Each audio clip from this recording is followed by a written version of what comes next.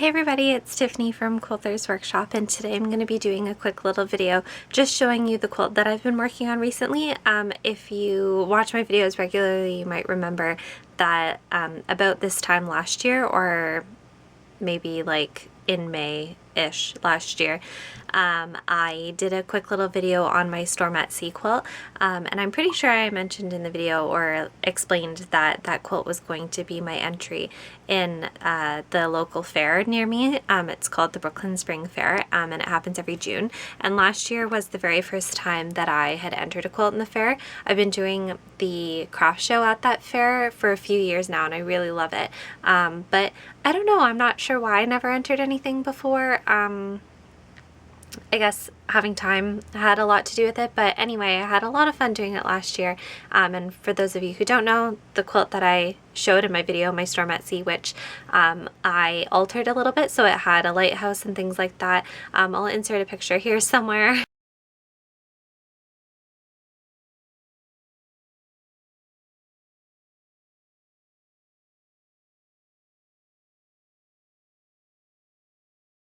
Just in case anyone missed it, but I did end up placing first in my category, and then that quilt moved on to oh, what did they call it, like regionals.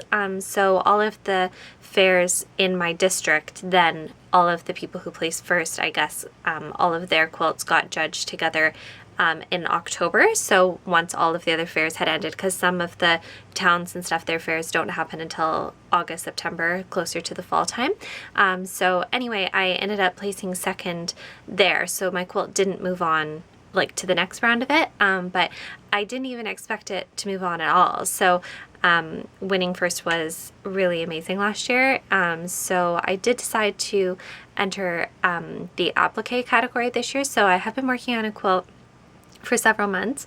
It is probably the most challenging quilt that I have ever worked on before, and I've done some pretty challenging ones over the years. I'm not exactly sure like my exact count of how many full-size quilts that I've done, but it's a lot, quite a lot.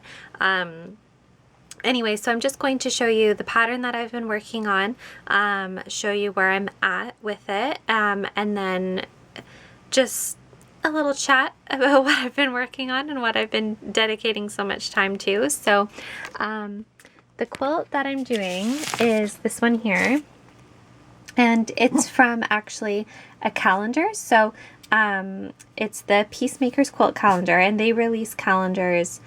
I think they're still releasing them as far as I know.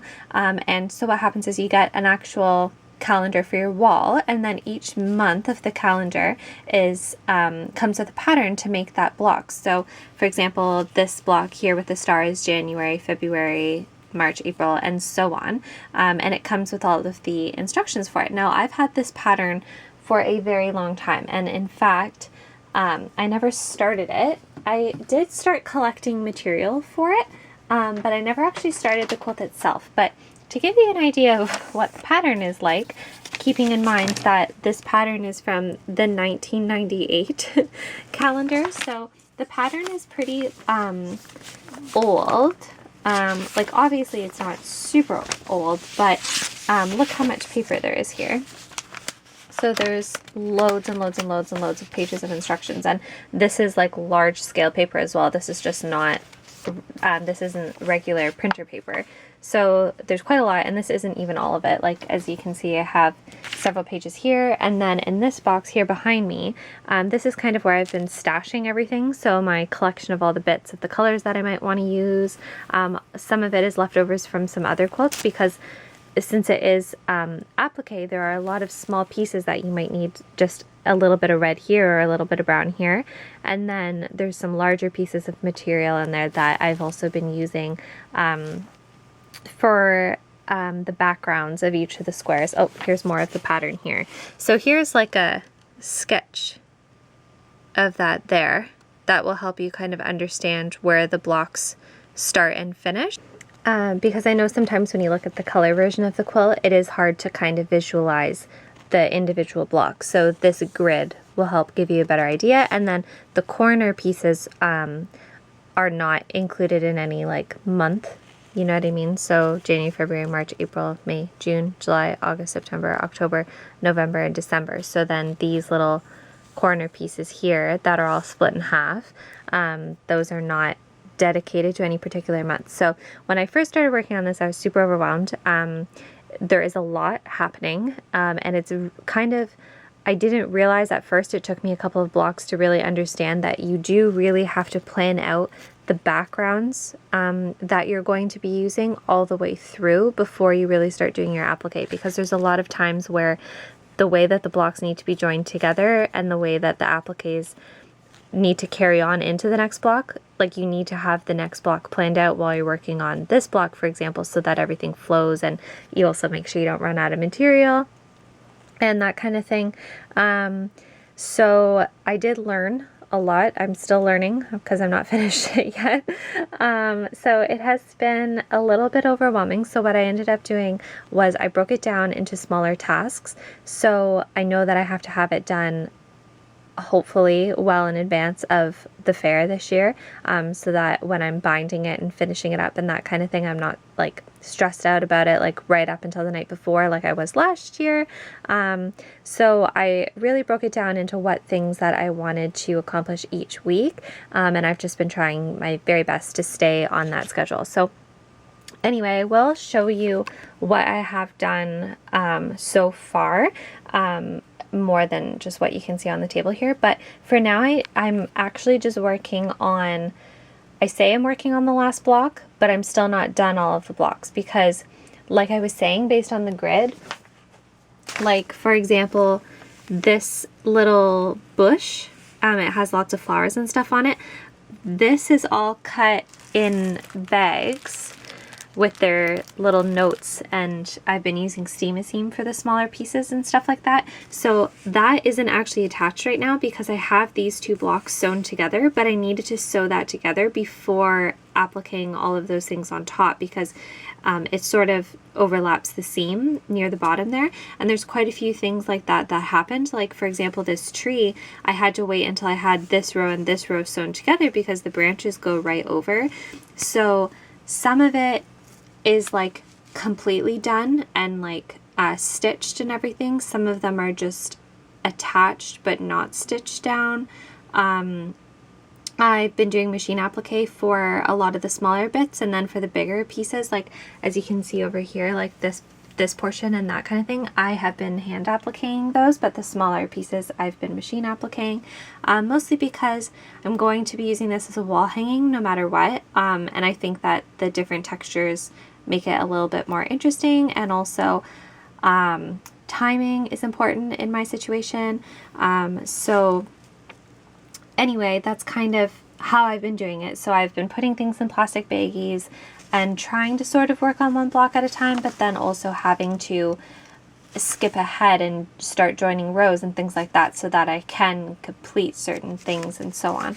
So the last block that I'm like cutting out, I just finished cutting everything out, is actually the November block. So I have the December block in place. This isn't attached at all, just the pieces are lying on top, and this row is not attached to the quilt yet, but I do have the corners attached because I'm just going to shift this over, because the stem from this branch that the bird is sitting on comes up from this corner unit. So I needed to make sure that I hand appliqued this on so that I could line it up properly with my seam so that it matches, and then make sure that that stem's coming from over there. So those pieces are not attached or anything, but I'm really pleased with that. And so now I'm working on the November block, which, so all of the patterns, sorry, I have this folded up. This is what you get as your pattern for the November block, and obviously it's cut off in some places because you need to join the paper. But anyway, what I do when I'm preparing my pieces is I check off all the ones that I've done already, and then as I'm preparing the pieces, I actually find them and I lay them on top of the piece of paper like this, just to kind of give me like a visual map of like how the colors are going to go together in this particular block and how much more I still have left. And then also when I go to transfer all these pieces onto the material, it sort of gives me a good idea of a place setting. So I'll just show you what I mean here. Okay, so here's an idea of just what I mean. So as I've been cutting things out, I've been laying them on top of the grid so that I can check the colors and see if I'm pleased with everything. So as you can see, I've got some pieces that I would still need to add on, and obviously it doesn't look super lined up or anything because my paper isn't entirely flat because of the folds in it and things, but I just think it's a good idea to kind of see what you're working with and to help you understand how far apart the pieces need to be once they're on your material. Okay, so I ended up putting all of those pieces onto the fabric like I showed in the last clip, and then I also went ahead and stitched it all down. So when I do my machine applique, I've been using a blanket stitch. So as you can see, I try to match the thread as closely as possible with all of the fabrics. So it is a little bit time consuming because I do stitch slowly because I want to make sure that I do it very carefully. And then also sometimes you only have to do a very small amount of sewing before you have to switch for another thread or look for another thread and that kind of thing. So I have the December block and the November block done, and then this portion on the corner as well as the opposite side are also ready to go. And then I do have a few more pieces that need to go on this row technically, but I want to have this row joined to the rest of the quilt first so that I can make sure that the placement is right, and also some of the pieces need to overlap that seam. And then this row is the last row. So basically after I have this on, all of the rows will be attached, and once I have it sewn on, I'll show you where I'm at with it. And then from there, I'm not quite done yet because there's still a lot of really small embellishments and details that need to be added. Exactly like I said, they need to be added on once all of the rows are joined together, which they will now be. So I can go ahead and do all of those little last details, but all of the base of it and the larger pieces are done, and I'm so excited. I've been working on this for a long time, so I'm going to go ahead and do that, and then I'll show you what I have. Alrighty, so I put that last row on, and this is what I have so far. It's too big to fit on my table all at once, so the bottom of it is kind of hanging down, so I'm going to try my best to hold this out. So here's that one corner that we were just working on. Here's the rest of it, and that's Amy barking in the background. And then I'll show you this corner over here. So the other thing that I wanted to touch on is that even though I have a pattern, I have changed quite a lot of it. Sometimes just as I'm going along, if my pieces don't quite fit on maybe the exact same way that they did in the pattern, I'll change them a little bit. Also, for example, the butterfly block over here, they were supposed to be pieced, and I just didn't really like the way that they looked in the pattern, so I actually just cut out my own applique pieces for those. I also changed the pumpkins down here. They were also pieced in the pattern, and I just thought that they looked, oh, there's like a big thread there, oops. But they looked really like blocky looking, and I didn't really like that, so I cut out these pumpkins, like made my own applique patterns, and then I also put a little kitty cat in there just because I thought it was fitting. And then I'm also going to make a couple other changes to it as well.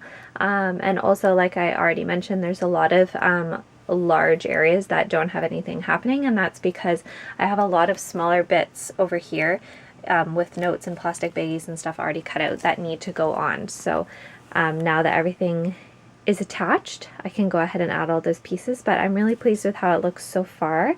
So yeah, I'm going to go ahead and do the rest of that.